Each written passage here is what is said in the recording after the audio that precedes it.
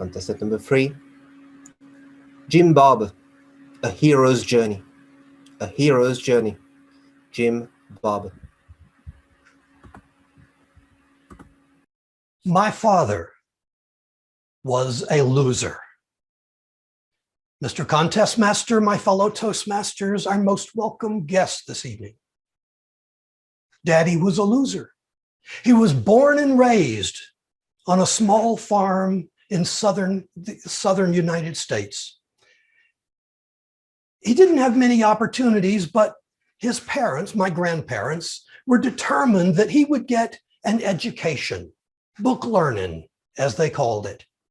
So they sent him to school, a one-room schoolhouse, where he applied himself. It wasn't easy, but he got reasonably good grades, and he learned. He got an education, and he was very proud of that until the 10th grade.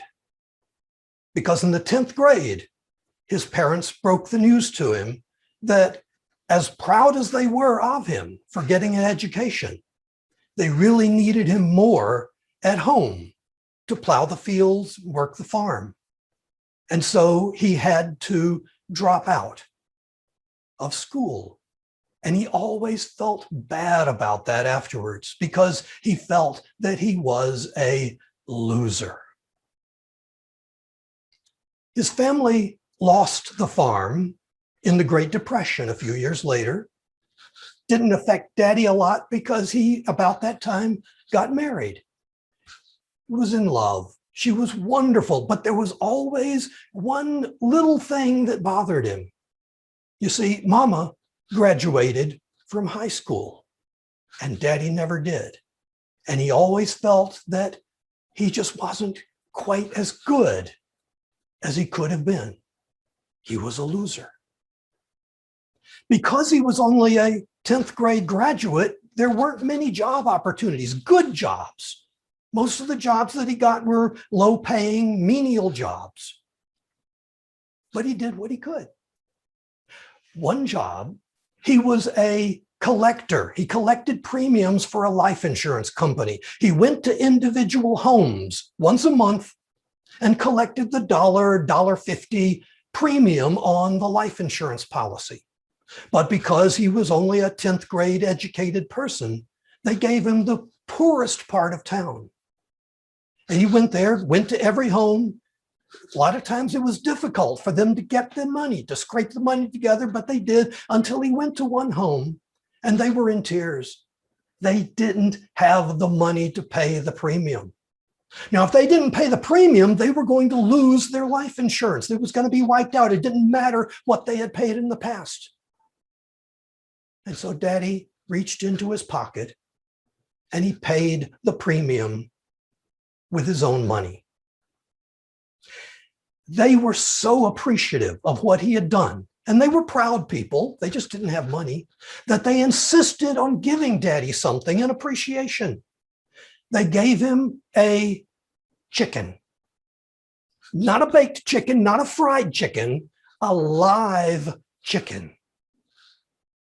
I'm told that when he brought that chicken home to Mama and explained that not only did he not have the money that he was expecting to make, but he had less money than he had gone out, but he did come home with a chicken, she was faced with a choice.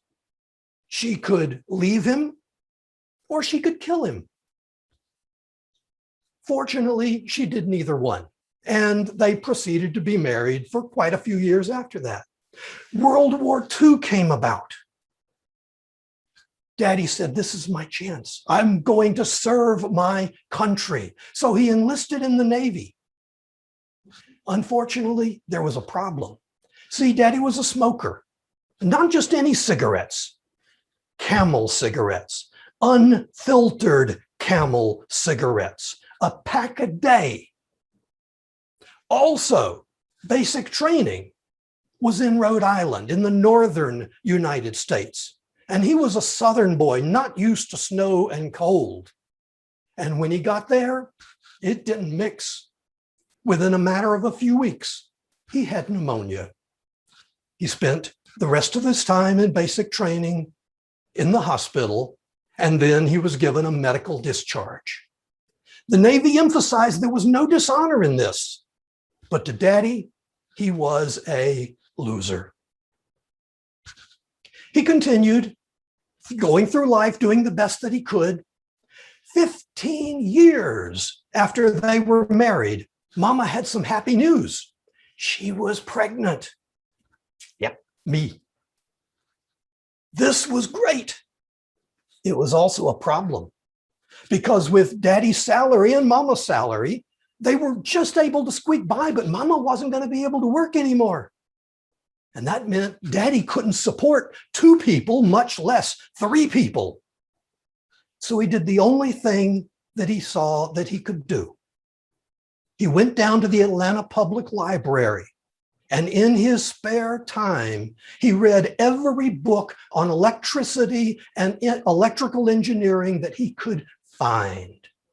Now think about this, a 10th grade dropout who had trouble with the multiplication tables and moved his lips whenever he read something, taught himself electronics. And within a short time, he was hired as a field service engineer for United Press International. The rest of Daddy's life was quiet, uneventful. He never got rich. He never accomplished anything remarkable. He never changed the world. He never felt sorry for himself, but he always felt that he was a loser. Except he wasn't. Not to me, not to that family that almost lost their life insurance policy, not to the hundreds of other people that he befriended throughout the years. Loser? Not to me. He was a winner. He was a hero. He was a champion. He was my dad, Mr. Contest Master.